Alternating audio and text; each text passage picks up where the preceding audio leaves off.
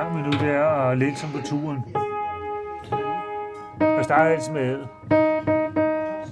kammertonen. For det er jo noget med at tælle svingninger. Lytte til svingninger. Mange spørger også, om jeg har absolut gehør. Nej, det har jeg ikke.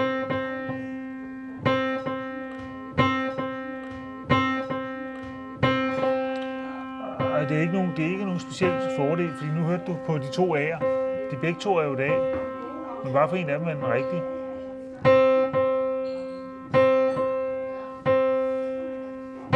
Den går i kvinter og kvarter hele tiden. Skiftevis. Så kører den sådan efter det mønster først. Og hvis den, skal vi sige, den kabale, den går op, så kan man så begynde at stemme ud i siderne.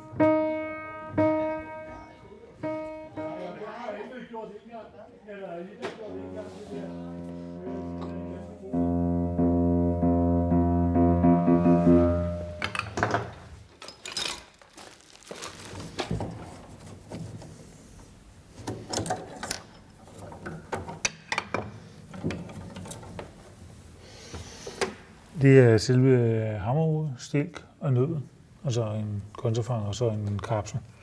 Og det der bliver med her, det er kapslen. Så kommer der en med neutrallim, altså det bliver også godt. Og så må jeg bare sætte den i, og så det tager noget tid at tørre, men må vi håbe på, at det kan holde. Men hvordan prøver vi klare det her til kl. 5? Det ved jeg ikke rigtigt.